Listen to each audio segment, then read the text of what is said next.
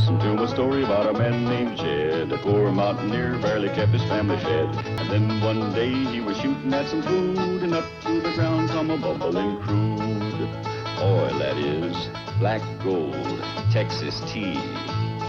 Well, the first thing you know, old Jed's a millionaire. The kinfolk said, Jed, move away from there. Said, California is a place you ought to be. So they loaded up the truck and they moved to Beverly Hills, that is, swimming pools, movie stars.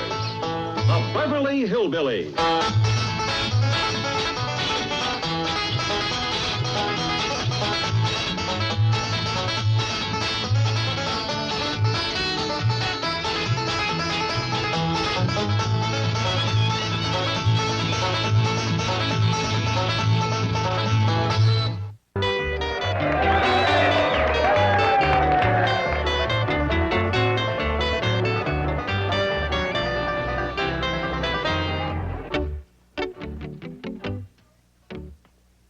Fishing, Shorty?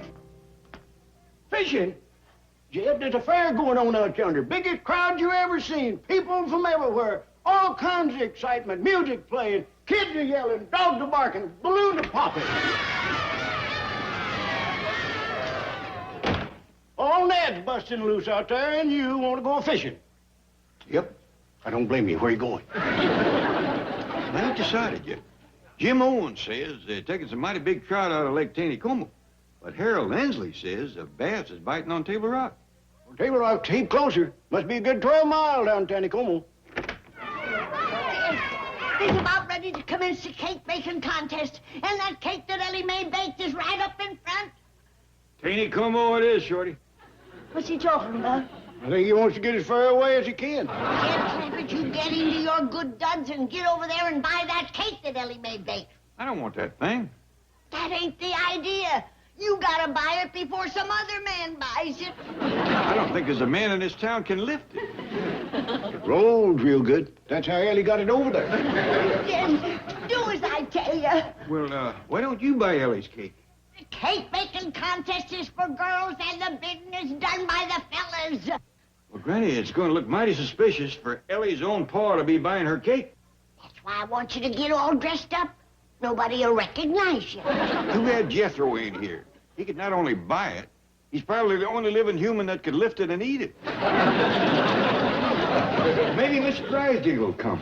If a dignified city fellow like him would buy Ellie's cake, that'd really cut some ice. Mr. Drysdale ain't coming here. He's got his hands full feeding Elly's critters. Chief, where have you been? Feeding that stupid seal that Elly keeps in the pool. Don't sit down. You forgot to feed the goat. I haven't forgotten. I cooked a whole pot of goat stew. It's cooling in the kitchen. What in the world do you put in goat stew? Everything the other critters won't eat. Fish heads, banana skins, rotten apples, bones, moldy bread, curdled milk, rancid meat scraps. You name it, it's in there. Sounds repulsive. Well, you smell it.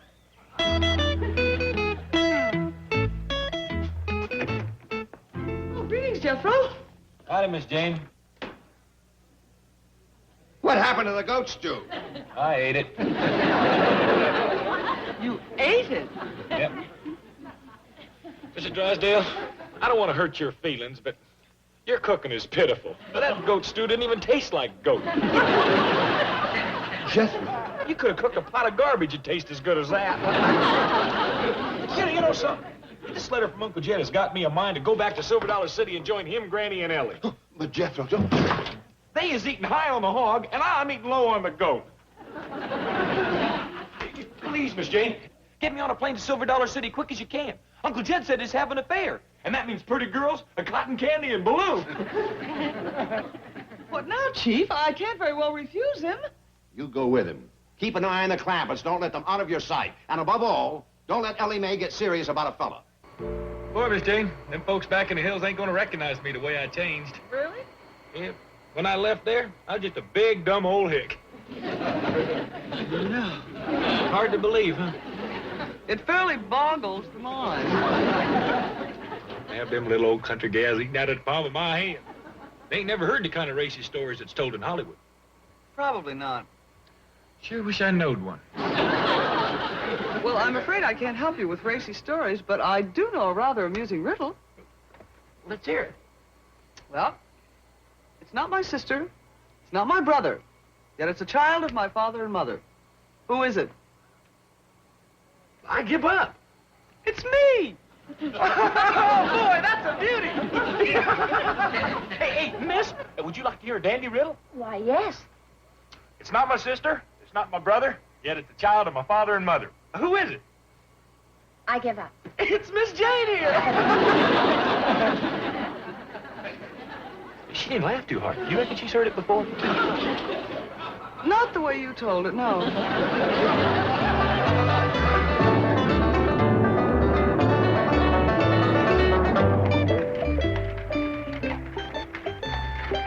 Here we are, Miss Jane. Silver Dollar City Hotel. What a picturesque little hostelry. Typical country inn. Thanks a lot, Mr. Stevens. Yes, wonderful ride. What a quaint little place. Absolutely charming. Jethro, Miss Jane. Howdy, Uncle Jim. We're here, Mr. Clement. Why did you tell me you was coming? I sent you a telegram some time ago. Oh, I never got it. I thought there was a fair going on here. Where's all the people? I'm afraid it's all over at the cake baking contest. But why are you afraid? Well, because Elly Mae has got a cake entered. That is an excellent reason. On my way over to see if I could buy it and get it out of the contest before... Telegram for Mr. Clampett. Telegram for Mr. Clampett. Must be your telegram now, Miss Jane. Telegram for Mr. Clampett. Telegram for Mr. Clampett. That's me. Are you hurt? No, I always get off my bike that way. It ain't got no brakes. Miss Jane, I'm gonna tell that riddle to Uncle Jed. All right, Jethro, but this time, when you get to the finish, remember, the answer is you. I got it. Hey, Uncle Jed, got a doozy of a riddle for you. It ain't my sister, it ain't my brother, yet it's the child of my father and mother. Who is it? I give up. It's you! He didn't laugh either, Miss Jane. I guess you're just too sophisticated for them, Jethro. Reckon so.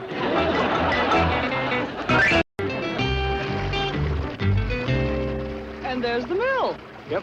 That's where the folks brings their corn and such to be ground into meal. Would you like to see the inside? Oh, I'd love to.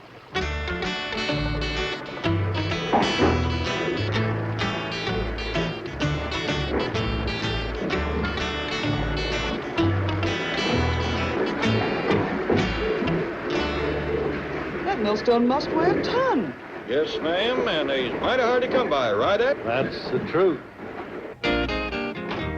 Well, howdy, and welcome back, Miss Hathaway. Been out sightseeing? Yes, Mr. Kellums, and I am absolutely in love with your quaint little community. Well, thank you, ma'am, and we're mighty proud to have a fine big city lady like yourself visit us. Thank you. And now I'm going to don my bird-watching outfit and venture into the neighboring forest. Now, may I have my key, please? What key's that? Well, the key to the room I'm occupying. I'm afraid there ain't no key, Well, why not? 'cause there ain't no lock. Mr. Kellums, am I to understand that some local lock and bar would be free to enter my room whenever he wished? Now that you mention it, yeah, I reckon he would. Oh, I just love this quaint little community. Oh, howdy, Miss Jane. You want to have some victuals with me? Oh, thank you, Granny, but I'm going to change, and then I'm off to the forest in search of my feathered friends. You know some Indians in these parts? No, Granny. I'm referring to my winged friends, the birds. Oh, yeah. Well, the woods around here is full of them, all colors and sizes. I'm looking forward to a thrilling ornithological adventure. Shorty, have you ever known a person that used as many big words as her? Just one. Don Richardson. He come in here the other day and throwed some words at me that'd weigh out better than 5 pounds apiece. What was they, Shorty? Well, he's talking about this law case, and he said something or other was incompatible overt offense. Them is heavy rascals. Hey, Granny. Sure is good to be eating your victuals again. Jethro will know what them big words means. He's been plumb through the 6th grade. What word is that? Incompatible come Patty Bull over at Old Fence. Ah, that's easy. All you got to do is break them words down to their root meanings. And, come Pat, a bull, over, fence. What does it mean? Means you come in and pat a bull, and you better get over the fence. What did I tell you, Shorty? He's a great one.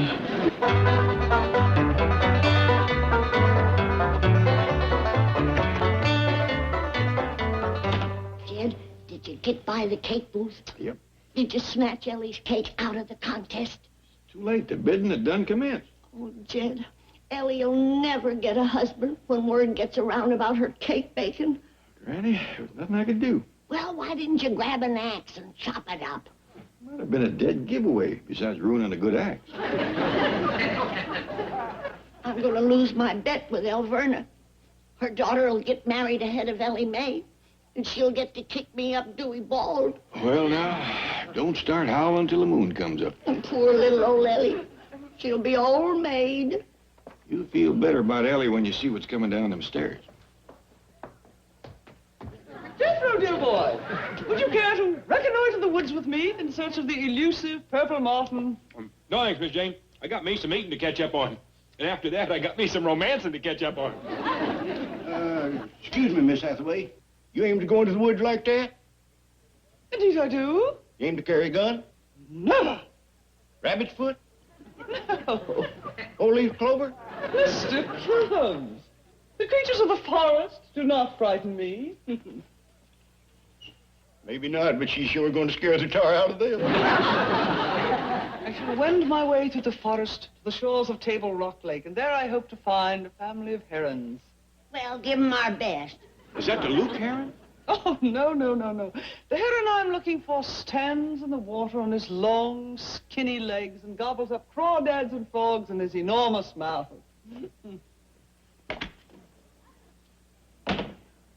Well, if that ain't Luke Heron, it's his twin brother.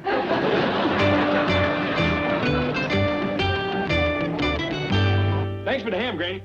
See y'all later. So long. Oh, wait a minute, Jethro. I need your help, honey boy. What's the matter, Granny? Well, I made a bet with Elverna Bradshaw. And if her daughter Big Mouth gets married ahead of Elly, Elverna's going to get to kick me clear to the top of Dewey Bald. Why, that's right on the main road where everybody can see it. That's right. And Elverna will make sure that everybody knows. There'll be hundreds of people there watching, maybe thousands. Why, just like a sideshow. A circus, a regular carnival. Oh, bless you, Jethro. You're a sweet, sensitive, darling boy. I know you love your old granny, and you're going to do something about it, ain't you? You bet I am. I'm going right over and talk to Paul Davis. Candy maker? But he's married already. I know that. I'm going to ask him if I can have the popcorn concession. Why, you buzzard-hearted boob!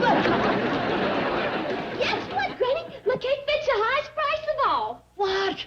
Yeah, Egg Bozeman paid $40 for it. Did I hear right? Somebody bought Elly's cake? At Bozeman. Wants me to bake him another one, just like it. I can't believe it.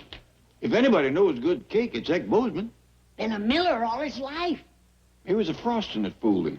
Elly did have it decorated awful pretty. Well, let's quick go buy it back from him before he tries to cut into it. Good idea. Let's go. How about it, Egg? Nothing doing. I'll give you twice what you paid for it. Sorry, but it ain't for sale. Oh, please, Ed, where is Elly's cake? Right over there. You're using it for a millstone? The best I've ever had. Turn it on, Herb.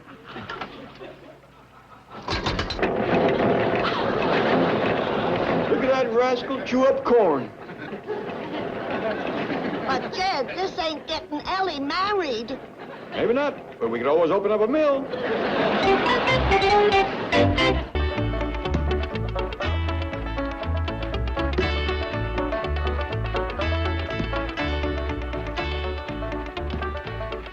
I found him! The perfect man for Elly May! A Hercules, a Paul Bunyan! We waited too long to fetch Ellie Mae back to the hills to get a husband. All the good boys is took. Now, Granny, there's still some fish left in the creek. Name me one. Granny! Mr. Clampett! Miss Jane is running like the devil himself is after. I was worried about her going in the woods dressed like that. Like as not, somebody mistook her for a revenuer. Oh, everybody knows there ain't no girl revenuers. Yeah, but not everybody knows she's a girl. What's the matter, Miss Hathaway? I think I found a man for Elly Mae. Where's Alex? In the forest, he was chopping a tree. Maybe a bear chased her. Or a mountain lion. In the woods. I saw him just right for Ellie. An Adonis, a Hercules, and Apollo. Oh, please, Miss Jane, she's got enough critters now. You don't understand. He was cutting down a tree near the lake. You don't need another beaver. I am talking about a man. That she needs. What a man? A veritable Greek god. Greek? You mean Don Richard? No, his name is Matthew Templeton. Oh, I tell you, he could have stepped from the pages of A Shepherd of the Hills. Young Matt, reincarnated, a blonde giant. Where is he? Where is he? He's on his way. I invited here to meet Ellie and the rest of you. Did you tell him that Ellie was looking for a husband? I put it a bit more subtly. I told him I knew of a divinely beautiful young lady who had come back to the hills to find the right young man and get married. And that didn't scare him off? Oh, prayer. He seemed most interested. He agreed to come to town as soon as... There he is. Is that him with the axe across his shoulder? Yes. That dog is Miss Jane. He's everything he said he was. Let's run downstairs and grab him. I mean, meet him.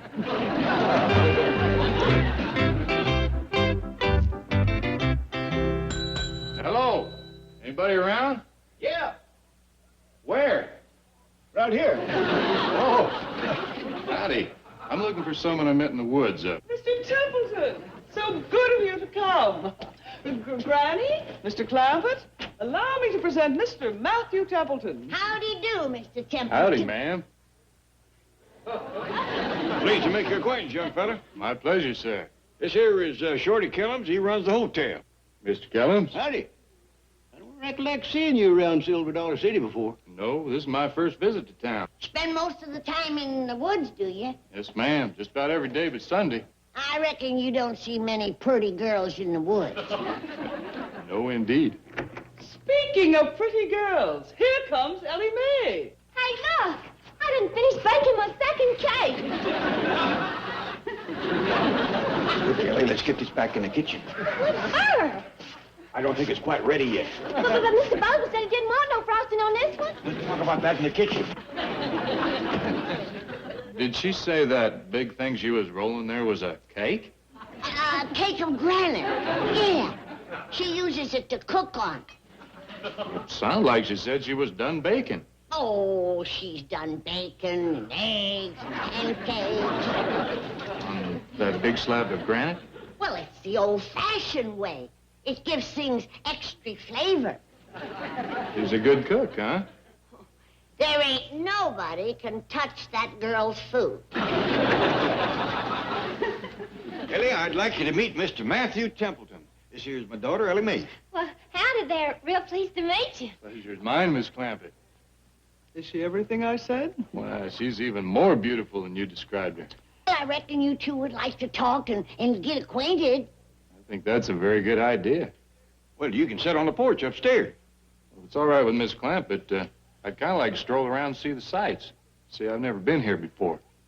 Well, I'd be right pleased to show you around. Well, thank you. I'd enjoy that. I wouldn't go inside the mill, Ellie. Why not, Pa? Well, you wouldn't like to get meal dust over your pretty dress. Oh, well, now you two just take your time and have a nice visit. Will you join us for victuals when you get back? Well, thank you. I'm afraid I'm not dressed much like company. Oh, he looks just fine, don't he, Ellie? Yes, ma'am. He sure does. Bless you. Let's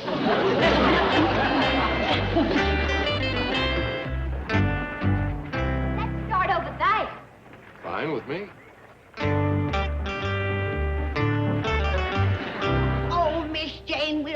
beholden to you forever and ever. You found the perfect husband for Elly May. I certainly hope so. Oh, he's wonderful. Big, strong, handsome, hard-working hill man. But apparently quite cerebral. Oh, well, you can't have everything. You know something? Anybody that hefts one of these rascals 6 days a week is all man. I'll bet he could even whoop Jethro. More important, he might be able to whoop Elly. Well, I'm off to the forest again. I'm hoping to find myself a yellow-tufted, broad-backed, wood-dwelling pippin. I don't believe I've ever seen one of them pippins. One just walked out with Elly.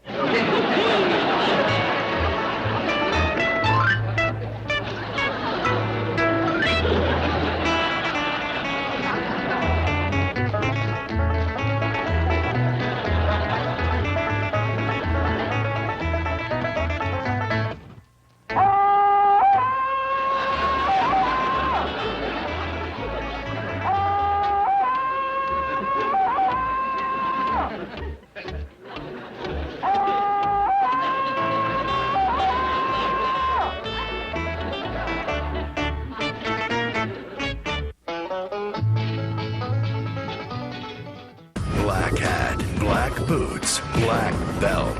Bad news for the bad guys. Walker, Texas Ranger. Weeknights at 6 on the Hallmark Channel. What's my code name? Dream Bell. Leading a double life, she was hired to get inside. Got a new development in our puzzle. An inside man. But getting too close to the truth could be murder. Jane Doe, Vanishing Act. Premieres Friday night at 9 on the Hallmark Channel. I'll come back now. Here. This has been a film.